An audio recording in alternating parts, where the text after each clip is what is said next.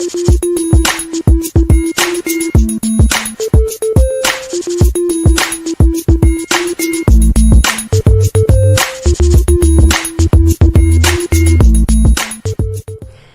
I'm talking about the Learning Styles inventory that's included in my Passion, Authenticity, and Leadership at Work book. In this book, I talk about how people tend to learn using one or two intelligences and how using all four included in the I Am compass that I coach with helps you to access more of your naturally healthy, meaningful, creative, and innovative self. And I wanted to say more in this video than I could actually put on the words on the page of my book. So it's rare for work to be both meaningful and profitable, and there are two reasons why that we can personally address. So yes, there are economic and corporate and academic and religious and social norms that influence how we work, and I'm talking here about what we can influence. The first has to do with how we think, and the second has to do with how we learn and the Learning Styles inventory. So first, there is the win-lose thinking that creates either me or the team thinking. For example, it's selfish for me to think of me, so I sacrifice for the team, but then I lose connection with myself, my best self, and my meaningful work, and it becomes really easy to get sucked into the it's only about profit game. And in my Define Your True Self course, I go into the win-win thinking that is critical to personally take a stand for work that's both meaningful and profitable by taking control of your current situation and getting centered and prepared with both and thinking. So check out that course if you haven't already. And the second reason why meaning and profit is rare has to do with how we learn, which determines how we lead and show up in the world. For example, in many work situations, data and observable results are used to determine what's right or what's really happening with customers or employees. So think of surveys with this. And decisions are made from here. And this is a great way to optimize work and profits, but can also create problems. And my favorite example of this is going to the grocery store and hearing, "Did you find everything you needed?" as the cashier was trained to say. But there's, in my experience, and I've talked to others about this, there's no real connection happening, often not even eye contact. Our exchange is reduced to a meaningless transaction done as quickly as possible.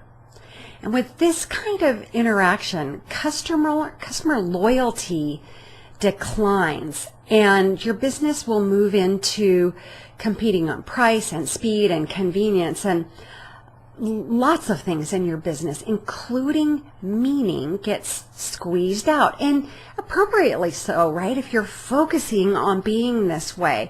But compare this to Trader Joe's, where the cashiers are friendly and chatty and personal. And maybe you don't like to take time for that, but it's one of the reasons Trader Joe's is so successful.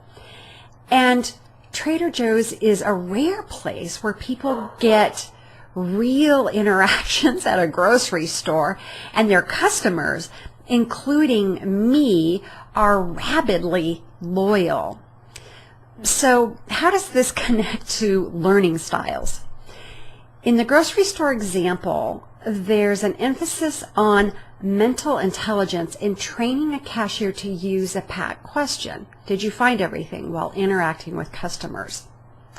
Emotional intelligence is not happening in my interaction with that cashier. So some analytical research best practices driving what's happening. And I'm oversimplifying this, right, folks? So just keep that in mind. But this leads to speedy and convenient kinds of success, and there's a lack of authentic and emotional connecting that is a part of a general imbalance in our work.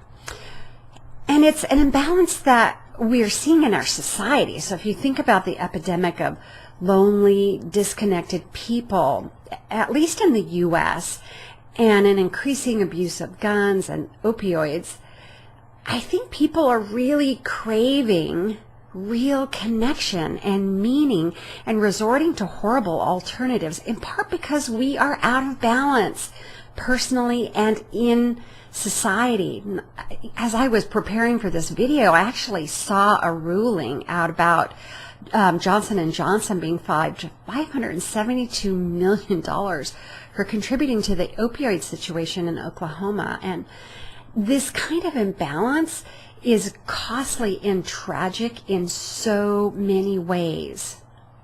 So the 4 intelligences identified in the learning styles inventory are mental, spiritual, emotional, and physical. And what I found is that people tend to be dominant in physical and or mental intelligences and weak in spiritual and emotional intelligence, which you can probably see leads to a lack of authentic connecting happening. In the workplace, this leads to a lack of trust, you're not connecting, and conflict, win-lose, where rational discernment, which is good, but it happens without deeper understanding and kind of like a creative genius coming into play, something bigger creatively, which is sad because we as human beings are capable of so much more.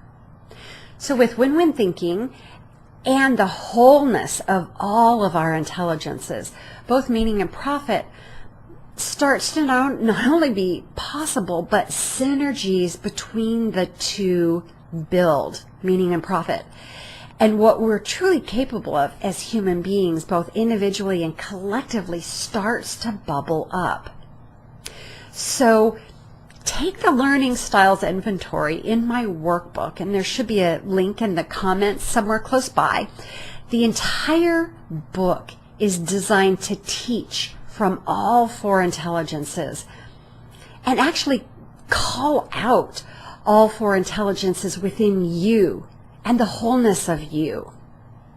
So I encourage you to go through the workbook using your dominant intelligences so you can ease into the learning in a comfortable way, and also experiment with non-dominant intelligences as you're ready. I also use a combination of auditory, visual, and kinesthetic learning and a coach approach, so less telling and more questions to call out more of the powerful, creative, clear, confident, courageous you. As you dive into more of your win-win whole self, what I describe as the new universe of business will start to be visible to you. You'll start to see it possible and actually happening. And you'll shift from an over-reliance of effort and physical intelligence into being able to see how things are already coming together without your force of will.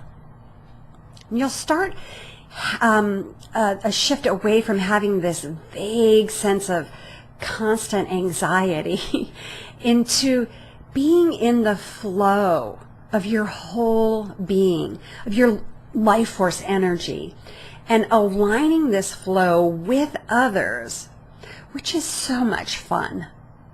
And you'll see how so much of the overload and lack of authenticity and confusion we experience is not so much about what's happening out there, but instead is happening in here, where you can really do something about it. I truly hope this has been useful, and I'd love to see your comments below.